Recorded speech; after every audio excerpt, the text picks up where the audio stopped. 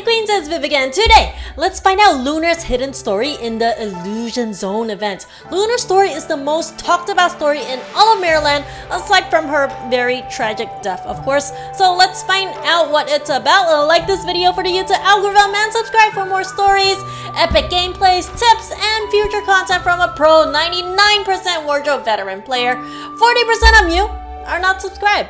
It's free to subscribe anyway, and it only takes a second. And if you subscribe with notifications to join my early squad, you can get a free heart from me. I'm always responding to my early squatters. Okay, so let's head over to Lunar. So over here it says collect Louis' suit, dreams in a dark night to unlock the new ending. I have done that, so let's go. But let's start at the beginning though, at the very first story. It's a silhouette. A dark, mysterious space where time moves backwards, a familiar silhouette, painful memories. If only one could truly turn back time. Oh no, so I'm guessing this is talking about Lunar's death, and yeah, it was a very tragic time. She got stabby by a Nidhogg, and of course everyone is sad and people want to turn back time, especially her friend and her lover. Nikki looks around and sees a faint reflection of her face amidst the flowing sand. What's happening? In a daze, she reaches out her hand and sees her reflection in the sand doing the same. Her fingertip touches that of her reflection, but she doesn't feel anything. This is me? The scene of the reflection stretches backwards and it begins to display her memories frame by frame. Nikki slowly walks backwards as if there's an invisible hand dialing back the clock. Her memory plays like a movie before her. A simulated scene? Doesn't mean it can be simulated what happened in the past? She suddenly stops in her tracks. Amid the flowing sand, Nikki sees the back of a figure standing in a city wall, her clothes fluttering in the wind. Suddenly, a sharp blade pierces through the slim figure and blood oozes out. In the scene, she sees herself in tears. If it's alright, Nikki murmurs. The flowing sand begins to obscure the scene.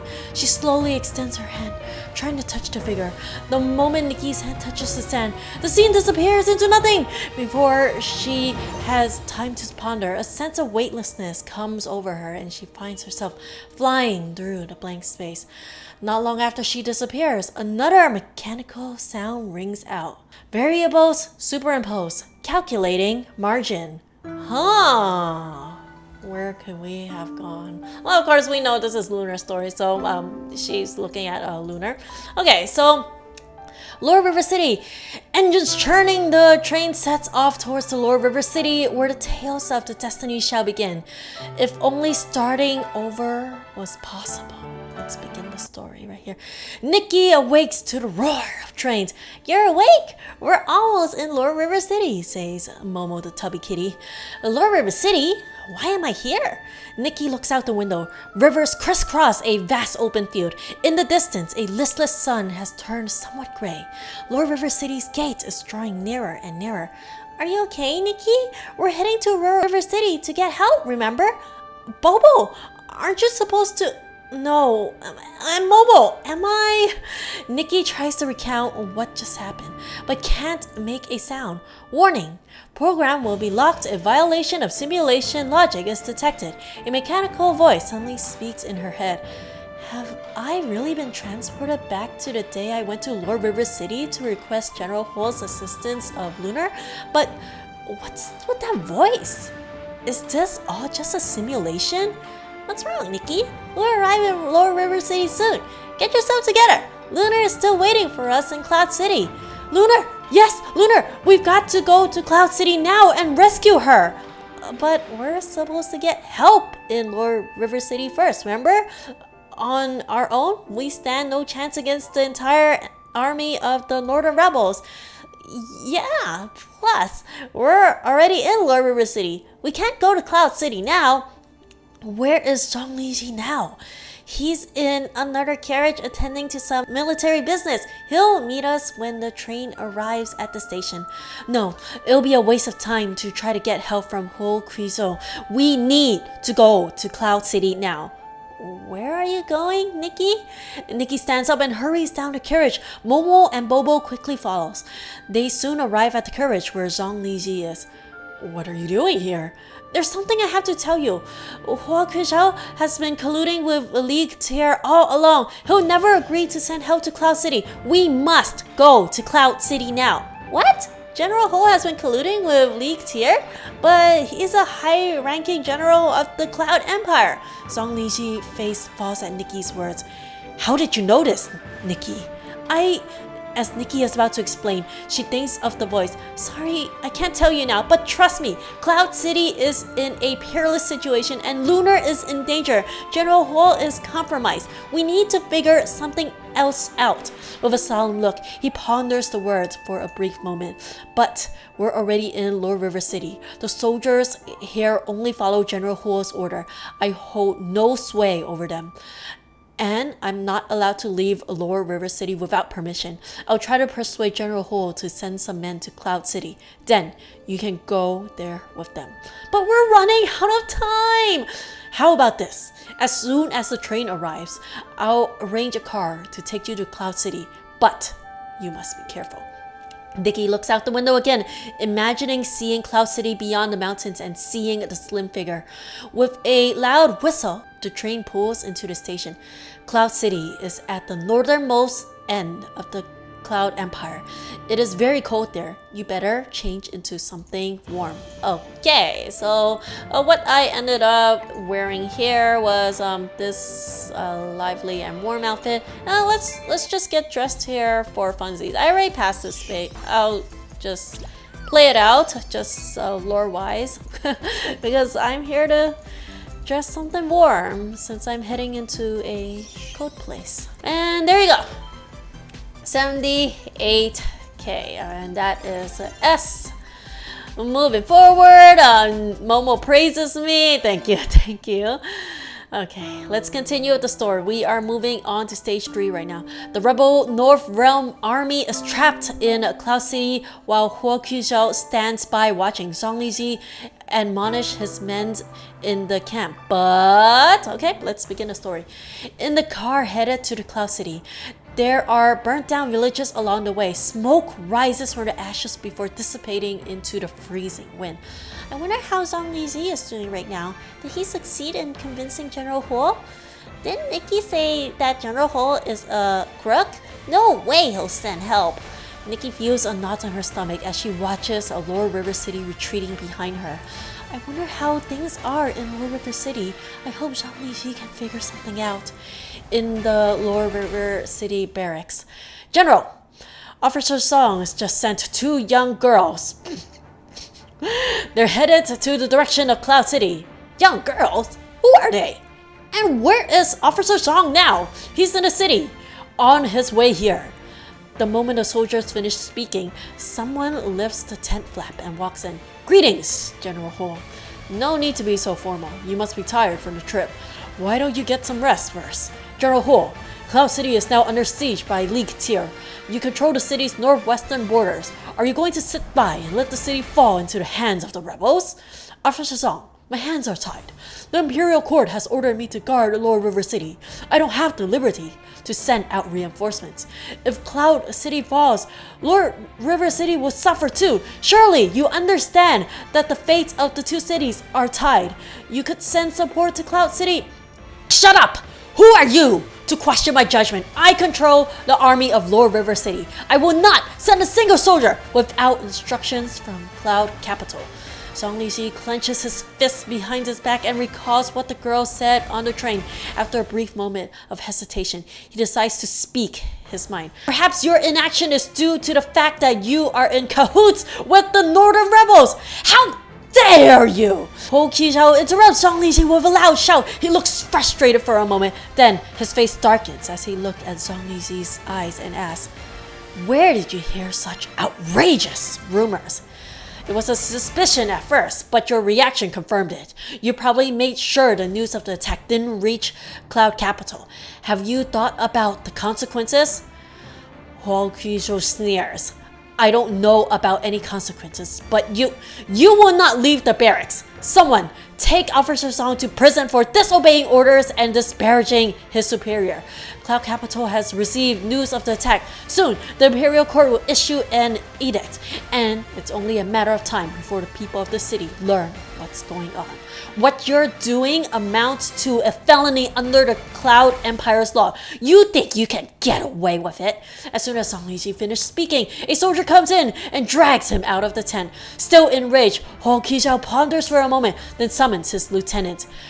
Take some men with you, have them change into light clothes, and go chase down the car Zhang Liji sent off. Catch the girls before the words get out. Uh-oh. Yes, General. Woo! Okay, so over here is light clothes, simple and lively. So this is what I ended up wearing for the stage. I brought a squirrel tail with me, and that ended up getting me a pretty good score, I think. So let me use the smile on the lively, and then I used picky immune. Did she use critical eye yet? Oh, maybe she did.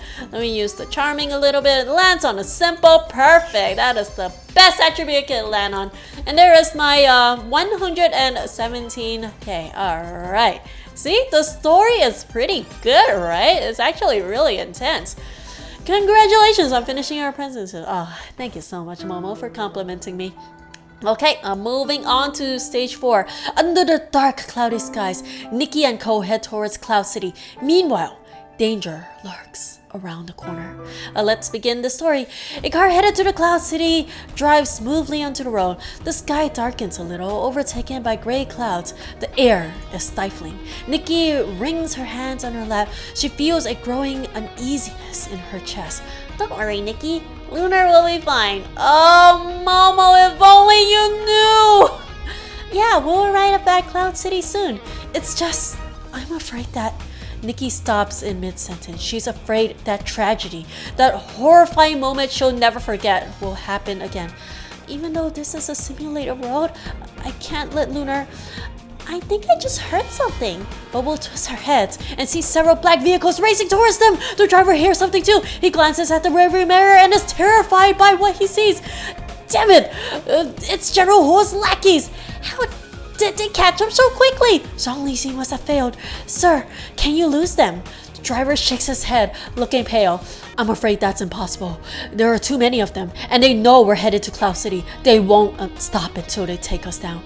What do we do now? If they catch up to us, we'll never get to Cloud City. Nikki clenches her fist and ponders for a moment. Then she says to the driver, Sir, can you drop us off at the next corner and keep driving pretending we're still in the car? You mean... Okay, I get it, but you must be careful. As the car turns the blind corner, the three girls swiftly jump off and sneak into the undergrowth by the road. But the pursuing cars quickly follow and pass the corners. Nikki and her companions wait until the roaring of the engines fade away to come out. Glad that's over. But how are we supposed to get to Cloud City without a car? I saw a courier station on the way here. Let's go there and figure something out. Okay, but I don't see any other options. But since our pursuers are still coming by, we should change into something more concealing. We don't want to be spotted. Okay, let's do this. And for this concealing wear, which is simple and mature, I ended up wearing all black outfit. This is pretty concealing, right? And glasses too, no makeup, no accessories, not much. Why do I have a tail? Anyway, let's get dressed. Alright, let's start off with a smile. She puts me to sleep. Let me do a picky immune to block out the criticals that's about to smack me in the face. There you go. Lively is worth 0 points. Pure is worth so little too. But this is a 78k, and that should dominate this passerby girl. There you go. Alright, so now we're at the final story, and then we are going to check out the hidden story afterwards. The group's ride brings them closer to Cloud City. Soon they will arrive. Will Lunar's fate be rewritten this time? Let's review the story. The outskirts station is no longer operating due to the war. The lights are out. The soldiers are all gone. No vehicles can be seen. The station master, learning that Nikki and co are heading to Cloud City, which is surrounded by League Tier, seems a bit concerned. He brings out a carriage for the group. I'm powerless and can't save the Cloud City civilians myself, so this is the least I can do. This old thing may be getting in years, but it should still function just fine. Yay! We can go to Cloud City now! But we don't know how to drive a carriage. This old boy has been my partner for years. We've been through so much together. Worry not, I'll bring you on to Cloud City safely. Thank you, kind sir. And the station master drives Nikki and co towards Cloud City on his trusty carriage. As the rickety carriage bumps along its way, Nikki pulls up the curtains and gazes out the direction of Cloud City. We're getting close. I won't fail you this time, Lunar. Under the looming gray clouds, the Cloud City gates are surrounded by invaders. It finally begins to pour, chilling raindrops landing on Nikki's face. Despite being soaking wet, Nikki focuses on finding the underground sewer Callie showed them previously, Bobo and Momo in tow. How did you know we could get into the city from here, Nikki? Nikki is too anxious to reply. She crawls on silently, not even acknowledging the pain when she accidentally scrapes the back of her hand on a stone, drawing blood. We've already wasted enough time. Can we still make it? Hang in there, Lunar. Wait for me. Alright, and then last story here. The bluebird sings, swords clashes, the day has dawned. This time at least, it's not too late. Ooh. Heading to the good part, the war banners on the city walls are flapping loudly amidst the roaring winds and large raindrops. Nikki and her crew finally makes their way up the city walls. They see the back of a familiar figure, twin swords in hand, frail body trembling in the harsh winds. Yet she stands, guarding Cloud City, nay, Cloud Empire, with her life. It's a scene that has been carved deep in Nikki's memory. Nikki calls the figure's name, even if her voice is barely distinguishable in the forceful wind. Lunar! Lunar does not hear Nikki shout. Instead, she faces the black blade valiantly. No! A bluebird chirps loud and clear. A sharp silver blade blocks the fatal blow with a loud, piercing clang. Ah, it's you, said Nidhogg. The silver-haired man is expressionless, yet his hands holding a sword is shaking silently. I won't let you hurt her again this time. Messy raindrop lands on the youth's hairs, his shoulders, yet he doesn't seem flustered at all. His gaze is steady as he stands between the attacker and the fragile girl. Nidhogg retracts the dark verdict, meeting the youth's eyes. He seems to be pondering over something. After what seemed like forever, he motions the soldiers behind him to retreat from the city walls with him. You've come.